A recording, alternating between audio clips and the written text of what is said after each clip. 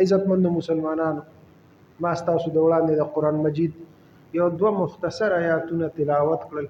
د الله پاک دربار کې سوال دی چې الله پاک ماته د صحیح وینا توفیق، تاسو ته صحیح اورېدو توفیق، ماته او تاسو ته ټول انسانیت ته د عمل کولو توفیق راکړي. الله په خپلو بندګانو باندې ډېر زیات مهربانه دی.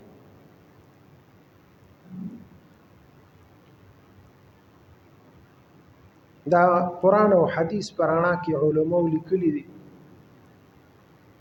و یو بنده باندې الله څه مصیبت او تکلیف راولي او هغه تکلیف او مصیبت باندې صبر وکړي چې دا د الله طرف نه الله راوسته دي، زم د الله او په ما باندې چې کوم حالات راولي هغه را باندې الله راولي، که حالات دي او که بد حالات دي خدا د الله د طرف دي او زما په صبر دي.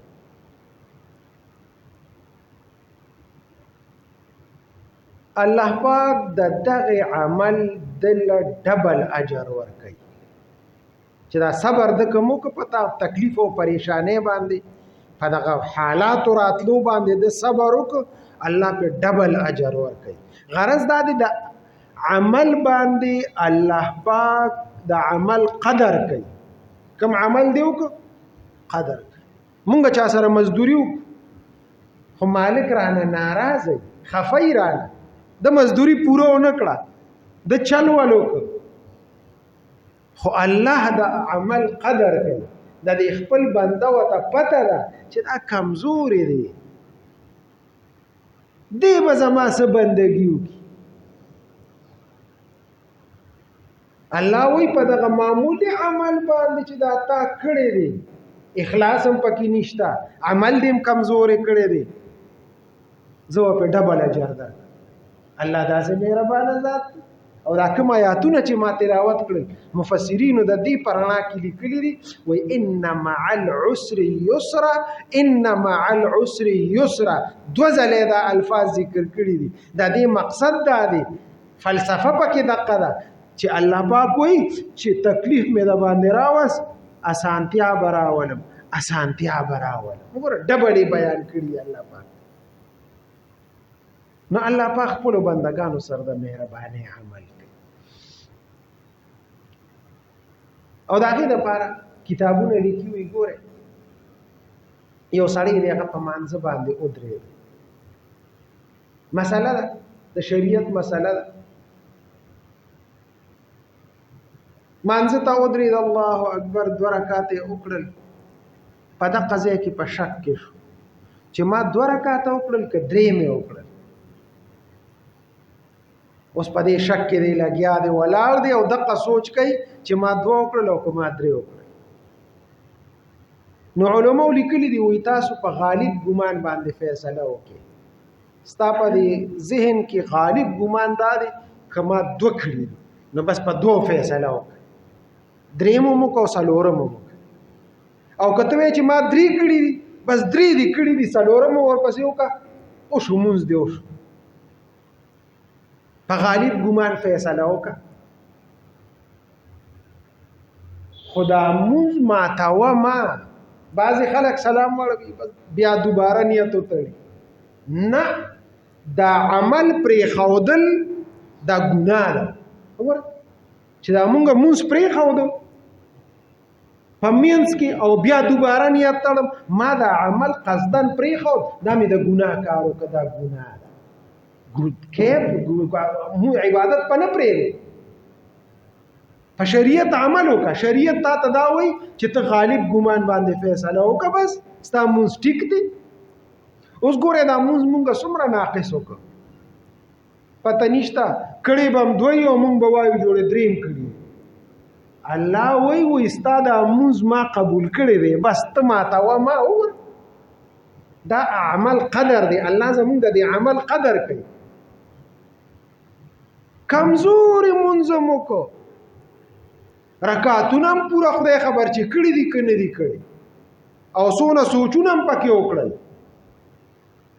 خو الله وایي بس ما ته قبول دی که نه، بس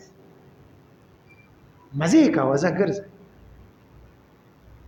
دا پورا مانزه اجر په درکو الله دا عمل قدر کوي الله تو والله رؤوف بالعباد رؤوف وای قدردان ته دستا دا عمل قدر کوي پتا مهربان دی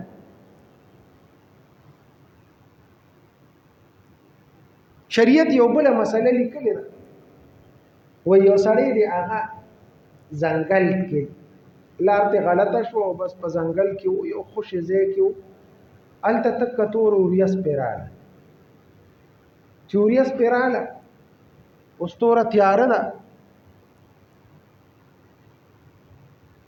د مانزه ټیم شو اوس دې داسې ګوري چې یاره قبله کم طرف ته ده اوس د نور نه خو پته لګي چې یاره قبله دې طرف ته ده خو چې نور نشته تک تور اوریس ده اوس د ته پته نشته چې قبله کم طرف ته ده نو د شریعت دا مسله د تحری وکړه کوشش وکړه اندازه ولګوه چې یاره دا قبله به کم طرف دی خپل ښه کوشش وکړه بس ودرېږه مونځ وکړه الله اکبر مونځ نیت یې وتړه چې 2 رکعات یې وکړل یا 1 رکعات یې وکړ یا 3 وکړل په دې مینځ کې پړق نور راوخته چې د داسې وکتل اوه دا خو زه نور خاطه ته ولاړ یم قبله دی خوا ده او زه ولاړ دی خوا یم مخ مې دی خوا دی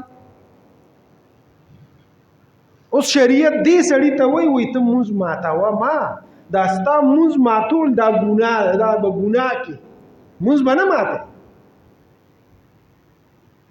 بیغمه راوګرځه دې طرف ته دې مخ دې په مانځه کې راوګرځه او دې طرف ته مخ کا ستا مونځ څونه اسانه ده مونځ مې دې خوا کړی دی او الله وایي ستا د دقې مونځ ما سره قدر دی زه قدر کوم زما بندې ما قبول کړی دی زه قبول مې کړی به دغه مې قبول ستا قدردان ذات دی 2 رکعات مې دې خوا کړي دي او 2 مې دې خوا کړي دي او الله راته په دې مخ نه راغورځوي الله وایي ما قبول دې ته وایي د عمل قدر